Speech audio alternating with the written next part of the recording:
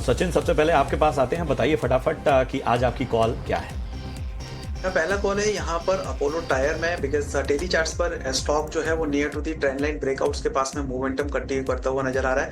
हालांकि मैं थोड़ा सा इसको यहाँ पर अर्ली पिक कर रहा हूँ, अभी ट्रेंड लाइन से ब्रेकआउट्स हमें यहाँ पे देखने को मिले नहीं है, बट जिस तरीके से ऑटो सेक्टर्स में यहाँ पे मोमेंटम आज के ट्रेडिंग सेशंस में कंटिन्यू हुआ है, मुझे लगता है टायर इंडस्ट्रीज स्टॉक्स के अंदर भी जो है 1 से 2 ट्रेडिंग सेशंस में मोमेंटम बढ़ने चाहिए। सो 540 541 जो करंट मार्केट प्राइस है यहाँ पर बाइंग की सलाह रहेगी। 520 का एक स्टॉप लॉस फॉलो करना रहेगा। अपसाइड पोटेंशियल मुझे 570 580 तक के लिए पर्टिकुलर स्टॉक्स में लगता है। मेरा दूसरा स्टॉक यहाँ पर अगेन फार्मा से ही इप्का लैब है, बिकॉज डेली चार्ट्स पर अगर देखेंगे यहाँ पर तो एक हॉरिजॉन्टल लाइन का ब्रेकआउट, इमीडिएट जो स्विंग हाइस थे उनके लेवल्स को ब्रेक करता हुआ स्टॉक अपसाइड मोमेंटम कंटिन्यू कर रहा है। तो यहाँ पर भी करंट मार्केट प्राइस से एक बार बाइंग करने की सलाह रहेगी। डाउन साइड में स्टॉप लॉस जो रहेगा वो 1580 का रहेगा जो फॉलो करना है। अपसाइड पोटेंशियल्स मुझे लगता है एक बार 1700 एंड 1750 तक के टारगेट्स इप्का लैब में कमिंग डेज में देखने को मिल सकते हैं। बिल्कुल, अपोलो टायर और इप्का लैब पे आपको लेवल्स दे दिए गए हैं। अमरदेव जी, मैं आपके पास आना चाहूंगा, बताइए आपके कौन से पिक्स है आज? तो पहला पिक जो है वो फार्मा स्पेस से है, बिकॉज फार्मा ओवरऑल सेक्टर में एक अच्छी खासी हमें तेजी देखने को मिल रही है। यदि मैं ग्लेनमार्क फार्मा की बात करूं तो ऑलमोस्ट फ्रॉम 1800 लेवल से इसमें करेक्शन टुवर्ड्स 1500 लेवल्स का एक देखा गया after a very sharp rally, because the stock has been a multibagger from almost 300 levels went up to 1800 और फिर इसमें करेक्शन एक आई है। हालांकि इसकी जो लॉन्ग टर्म ट्रेंड है वो काफी स्ट्रांग है, तो एक पुल बैक एक्सपेक्ट की जा सकती है। आज एक अच्छी मूवमेंट हमें देखने को मिल रही है। The stock is about almost 3% और वॉल्यूम्स भी काफी अच्छे हैं compare to the average daily volumes of the last 8 to 10 trading sessions. और इससे पहले भी इसके जो वॉल्यूम्स थे कुछ दिन वो 1-2 दिन स्पेसिफिकली वहां काफी मोर देन एवरेज वॉल्यूम्स थे, और we are seeing a breakout above the 1550-60 level जो अर्लियर एक रेजिस्टेंस जोन था, तो स्टॉक उसके ऊपर सस्टेन कर रहे हैं। तो this can be a buying opportunity in I would say Glenmark pharma. तो ग्लेनमार्क फार्मा में बाइंग की जा सकती है करंट लेवल्स। इसमें टारगेट 1735 का रखा जा सकता है for a stop loss of 1507। और दूसरा जो स्टॉक है वो महिंद्रा एंड महिंद्रा है। तो महिंद्रा एंड महिंद्रा में हम लोगों ने क्या देखा कि ये स्टॉक में एक रैली के बाद एक कंसोलिडेशन देखने को मिला है, और फिर रिसेंटली इसमें हमें पुल बैक देखने को मिल रही है, और स्टॉक करंटली अराउंड 3060 के आसपास ट्रेड कर रहे हैं। यदि मैं लॉन्ग टर्म चार्ट्स देखूं तो लॉन्ग टर्म चार्ट्स में अभी भी काफी स्ट्रांग है।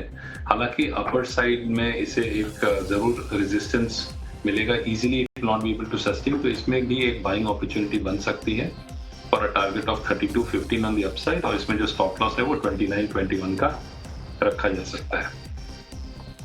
ठीक है, तो ये है राय इन तमाम स्टॉक्स पर, और लेवल्स और स्टॉप लॉस का विशेष रूप से ध्यान रखिए।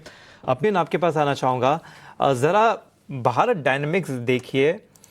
यहाँ पे हम स्टॉक देख रहे हैं कि अगर नवंबर लो से देखें तो स्टॉक कुछ 40% भाग चुका था, उसके बाद वहाँ से हम देखें तो करीबन 9-10% का करेक्शन दे चुका है। करेक्ट करके नीचे 100 DMA पे 2 सेशन से सपोर्ट लेता हुआ नजर आ रहा है। तो बताइए, क्या यहाँ पे कुछ अपॉर्चुनिटी बनती है? ये बिल्कुल आयुष, यहाँ से मुझे लगता है एक बाइंग मोमेंटम्स कंटिन्यू होता हुआ नजर आ सकता है। स्टॉक्स के अंदर जो सपोर्ट एरियाज थे वो है नियर अराउंड 1150 1160 के आसपास के, और वो अच्छे सपोर्ट से जो है वो पुल बैक मोमेंटम कंटिन्यू होता हुआ नजर आया यहाँ पर बीडीएल के अंदर। सो कमिंग डेज में पॉसिबल मोमेंटम मुझे लग रहा है एक बार 1280 और 1300 वापस से रिटेस्ट करता हुआ नजर आ सकता है। सो यहाँ पर बाइंग की एक रणनीति यहाँ पर देख सकते हैं 1280 1300 के टारगेट्स के लिए। डाउन साइड में 1150 को एक as an stop loss point consider किया जा सकता है। बिल्कुल, यहाँ पे अहम लेवल्स दे दिए गए हैं भारत डायनामिक्स पर। लेकिन अमरदेव जी, मैं आपके पास आना चाहूँगा, ज़रा एनबीसीसी देखिए। आज का बाजार थोड़ा सुस्त दिख रहा है और स्टॉक अच्छे 2% की तेज़ी के साथ ट्रेड कर रहा है। आज दरअसल इस पर खबर भी आई है कि कंपनी को कुछ 3 नए ऑर्डर मिले हैं करीबन 370 करोड़ का, जिसके चलते स्टॉक में आज अच्छी खरीदारी भी होती हुई नजर आ रही है। आज अगर हम देखें तो ये पिछले 3 सेशन से थोड़ा साइडवेज में है, आज थोड़ा सा पिछले सेशन के हाई के ऊपर जाता हुआ नजर आ रहा है। यहाँ पर बताइए कि क्या कुछ रिवर्सल के साइन नजर आ रहे हैं ऊपर की तरफ? देखिए, एनबीसीसी के बारे में मैं बात करूं तो एनबीसीसी ने एक अच्छी खासी करेक्शन अगस्त से देखी थी, जब ये ऑलमोस्ट 140 लेवल से करेक्ट होकर टुवर्ड्स 90 तक आया, और अभी हमें कंसोलिडेशन फिलहाल देखने को मिल रही है on the down side 88 90 and the upside somewhere around 100 102। तो कहीं ना कहीं ये क्लियरली ये जरूर है कि लोअर लेवल्स पे काफी स्ट्रांगली सपोर्टेड है, तो एक पुल बैक एक्सपेक्ट की जा सकती है टुवर्ड्स 96 98 लेवल्स, और immediate zone of major resistance will be around 105 levels.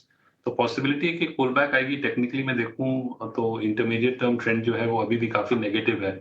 इसका ये मतलब हुआ कि हायर लेवल्स पे सस्टेन करना मुश्किल होगा। जैसे रिसेंटली भी स्टॉक ने ऑलमोस्ट 85 से 105 का एक लेवल बनाया था, एक रैली दिखाई थी, फिर वो वापस उसी लेवल पे टुवर्ड्स 90 आ गया।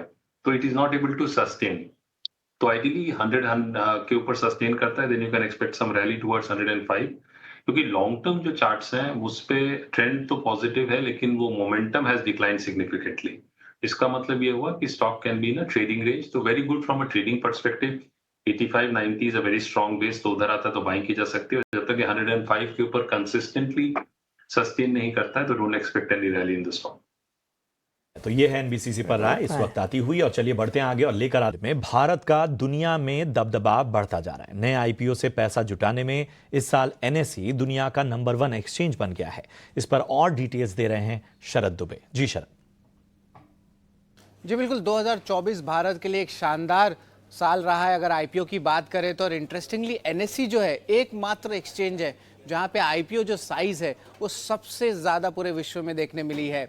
एनएसई में देखा जाए तो 17.3 बिलियन डॉलर्स का जो है टोटल फंड रेज आया है सिर्फ एनएसई में।